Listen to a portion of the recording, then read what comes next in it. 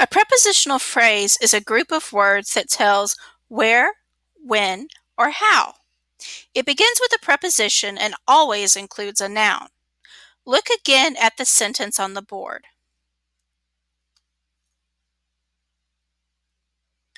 Pam is in the van. In the van is the prepositional phrase. It begins with a preposition. What preposition does it begin with? Consider the word van in that phrase. The word van is a naming word. What do we call words that are naming words? Let's look at the other sentences about the rabbit.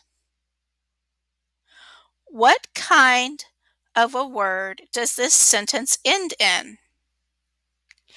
Prepositional phrases end in a naming word. Knowing this can help us find prepositional phrases and know what they are saying.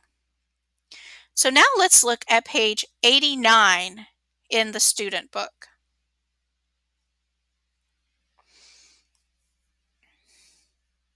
On page 89, we are going to read the sentences, underline the prepositional phrase, circle the preposition, write the letter N over the nouns in the phrase, and write the preposition on the bottom line. So let's do number 1 and 2 together. Number 1, the Greeks said the stars were the sons of Zeus and Leda. So the first thing we're going to do is underline the preposition. The prepositional phrase. So we're going to underline of Zeus and Leda. Then we're going to circle the preposition, and our preposition in this case is of.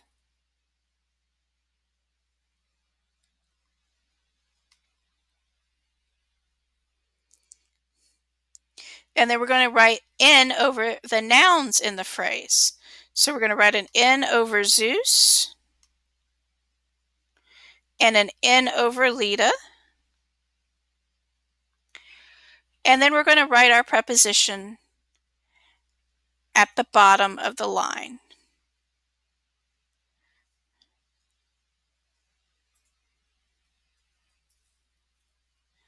So down here we're going to write of, we're going to go ahead and put a comma there because we know we're going to have other prepositions. So now let's look at number 2. Stories were written by poets. By poets is our prepositional phrase, so we're going to underline by poets. We're going to circle the word by very, very, very messily, obviously. We're going to write N above poets because that is the noun in the phrase. And then we're going to go back down here right beside of, and we're going to write by.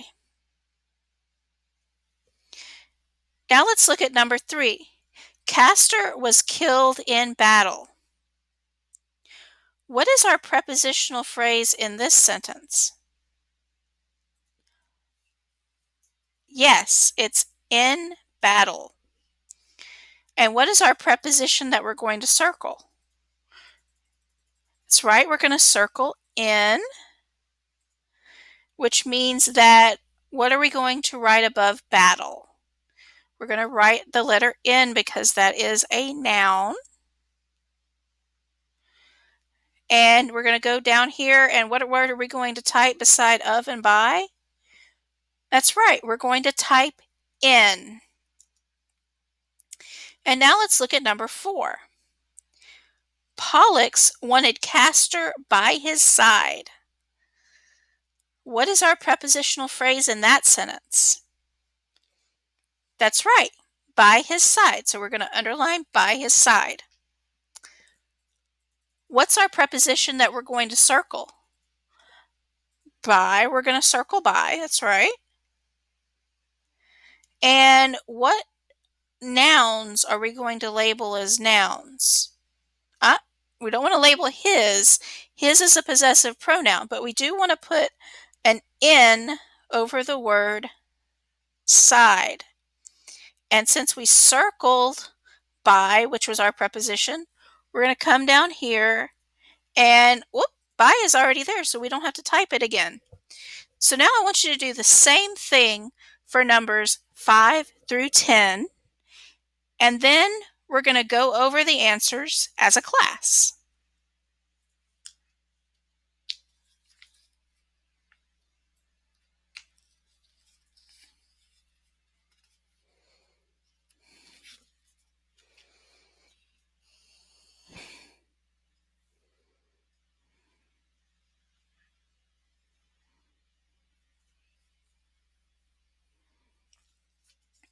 Okay, so let's look at number 5. The stars were vast in the night sky. In the night sky is our prepositional phrase. We're going to circle in, or at least attempt to. We're going to put an N over sky, and then come down here, and N is already there, so we don't have to worry about typing it. Then we're going to look at number 6. They made a map of the stars. So we're going to underline of the stars. We're going to circle of. We're going to put an N around, we're going to put an N over stars. And of is already typed down here, so we don't have to worry about it there. Then we have number 7. In the past, people used the stars. In the past is our prepositional phrase, and it's already set off with a comma. So that's a great thing. If the prepositional phrase is at the beginning of a sentence, it will be set off with a comma. And we're going to circle in, because it's our preposition, and put an N over the word past, because it is the noun.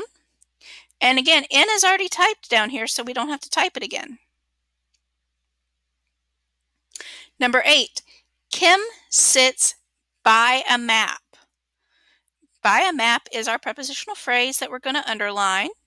We're going to circle the word by because it's our preposition, put an N over map, and by is already down here. So again, we don't have to worry about typing that one either. Number 9, the stars are on the map. On the map is our prepositional phrase. We're going to circle on. We have the noun being map, just as it was in number 8, but we do have to go ahead and type on as our preposition down here because it was not included previously. And number 10, the gods lived at home. At home is our prepositional phrase. It tells us where they lived. We're going to circle at, which is our preposition, put an N over home, and then we're going to type at, our final preposition that we're going to look at for this activity.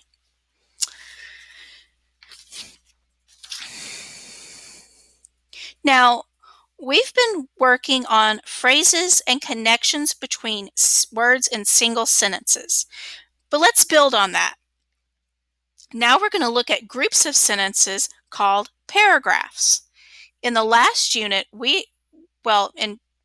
before, you may have examined the components of a well-written paragraph. It begins with a topic sentence, which is followed by supporting details.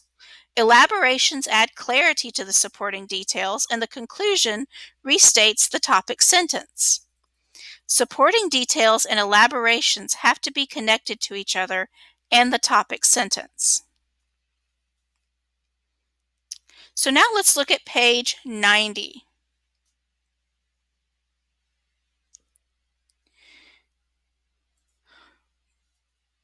We're going to read the topic sentence and detail sentences in each set. Then you're going to choose 2 sentences that provide supporting details for the topic sentence. Then you're going to write a sentence that could be a third supporting detail. Let's look at the first topic sentence. Breakfast is an important meal for several reasons. Listen as I read the choices for details that would support this topic.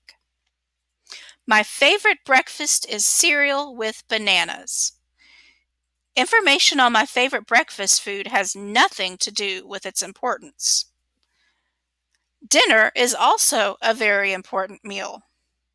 We also know dinner details are not related to this topic. Most people wake up hungry in the morning. That people wake up hungry is relevant to the value of breakfast. People's bodies have been working overnight as they were sleeping. The fact that our bodies have been busy while we slept is also related. What other detail could we add that would address the value of breakfast? We could say, breakfast gives people energy to get through the day. Let's write that on the blank lines.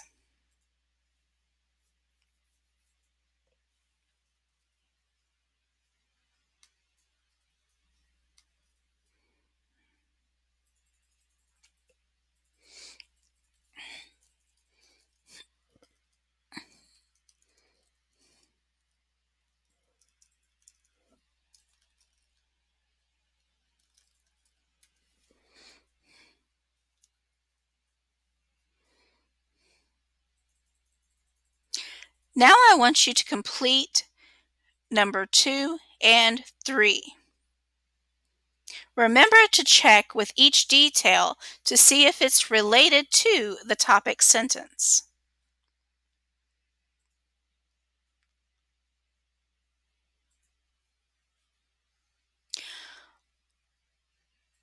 Now let's look back at the topic sentences for each of the 3 paragraphs. They are all examples of one kind of topic sentence. Each contains a word that provides a clue about the paragraph's organization and content. The key word in the first and second topic sentences is several. Listen as I read the third topic sentence. Smoking causes a number of problems. What is the key word? These are all number topic sentences. As we learn more patterns for topic sentences, you will find certain patterns work especially well for certain kinds of prompts. Another pattern is the IVF pattern for topic sentence development. The I prompts us to identify the item, and V reminds us to use a strong verb. The F tells us to finish the thought. This type of topic sentence is an effective way to begin a summary paragraph. Let's practice developing a few more IVF topic sentences. Let's now look at page 91.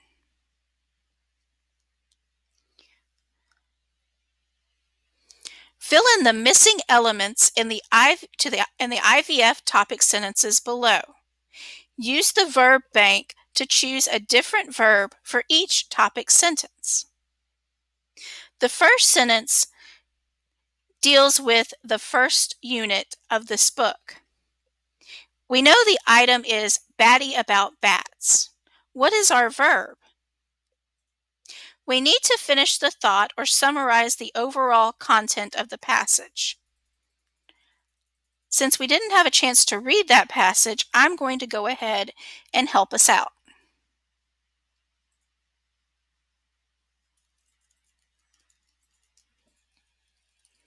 So I'm going to say how bats help humans to finish the thought. So our sentence will read, Batty about bats tells how bats help humans. Now, the second one, I'm just going to go ahead and give you a spoiler alert, deals with the second unit. And again, we didn't get a chance to read that. So I'm going to go ahead and walk us through that one as well. The name of the second unit was Africa Digs. And I like the strong verb describes. So I'm going to use that verb here. So it'll read, Africa Digs describes the lengthy process of digging up dinosaur bones and putting them on display. Now I want you to complete the third sentence. Remember to include a strong verb and then finish your thought with information you learned from the passage.